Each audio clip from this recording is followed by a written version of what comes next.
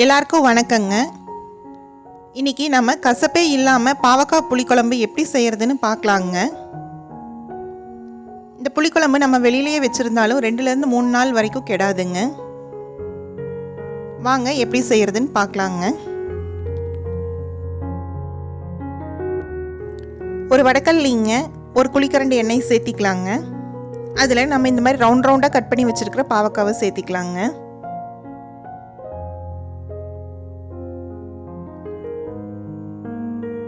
இந்த பாவக்காயை நம்ம கொஞ்ச நேரம் வணக்கிக்கலாங்க.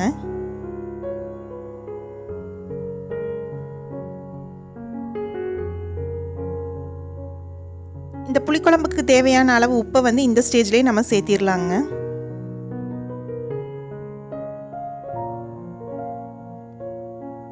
இது ரெண்டையும் சேர்த்து பாவக்காய் வந்து பாதி அளவுக்கு வேகிற அளவுக்கு நம்ம வணக்கிக்கலாங்க. இப்போ இந்த அளவுக்கு வணங்கினதுக்கு அப்புறங்க நம்ம நாட்டு தக்காளி 4 தக்காளி கட் பண்ணி வச்சுருக்குறோங்க, அதையும் உள்ளே சேர்த்திக்கலாங்க.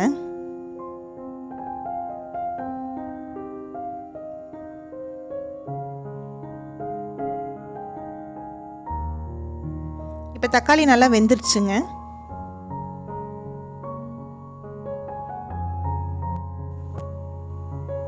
கொத்தமல்லி தூள் 3 ஸ்பூன் உள்ளே சேர்த்திக்கலாங்க.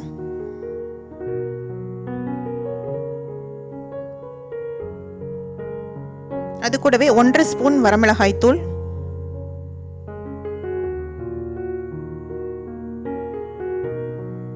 4 ஸ்பூன் குழம்பு மிளகாய் தூள்,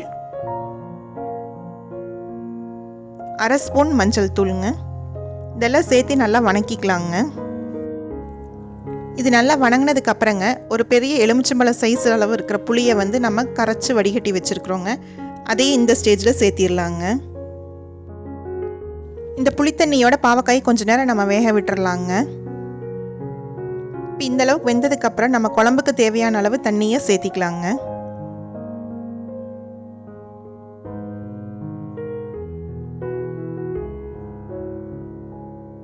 இப்போ இந்த அளவுக்கு தண்ணி வச்சா குழம்பு கரெக்டாக இருக்குங்க. நம்ம மூடி போட்டு வேக விட்டுறலாங்க. இப்போ பார்த்தீங்கன்னா குழம்பு நல்லா கொதிச்சு எண்ணெயெல்லாம் பிரிஞ்சு வந்துடுச்சுங்க.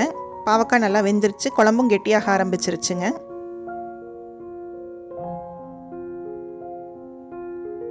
நம்ம இதுக்கு ஒரு தாளிப்பு கொடுத்துர்லாங்க.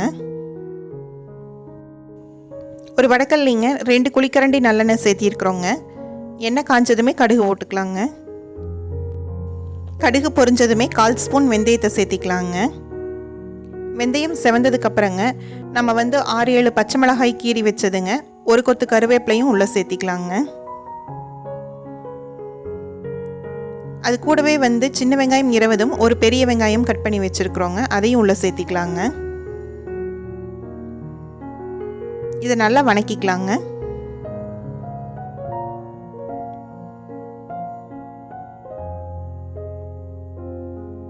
இப்போ வெங்காயம் வணங்குறதுக்கு தேவையான அளவு உப்பு கொஞ்சம் சேர்த்திக்கலாங்க.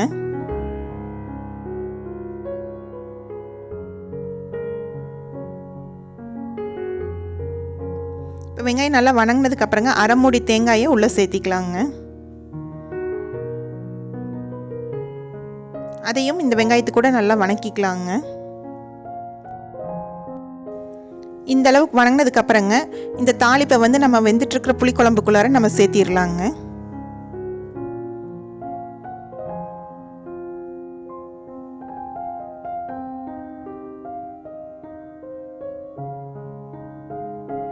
இதெல்லாம் சேர்த்து நல்லா கலந்து விட்டுக்கலாங்க.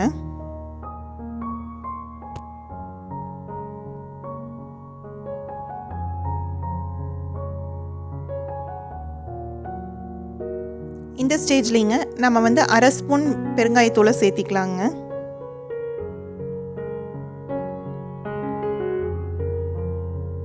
அது கூடவே ஒரு துண்டு வெல்லமும் உள்ளே போட்டுடலாங்க.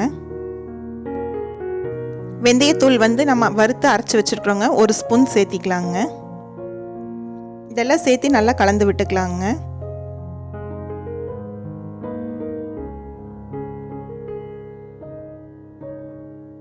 நம்ம இதை மூடி போட்டு ஒரு 5 நிமிஷம் சிம்மில் வச்சிடலாங்க.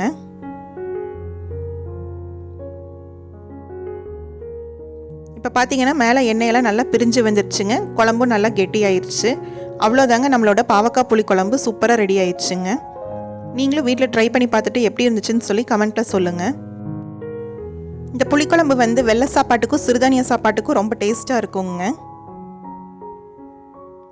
இந்த வீடியோ உங்களுக்கு பிடிச்சிருந்ததுன்னா லைக் பண்ணுங்கள், ஷேர் பண்ணுங்கள், சப்ஸ்கிரைப் பண்ணுங்கள். கூடவே இருக்கிற பெல் ஐக்கானையும் கிளிக் பண்ணிடுங்க.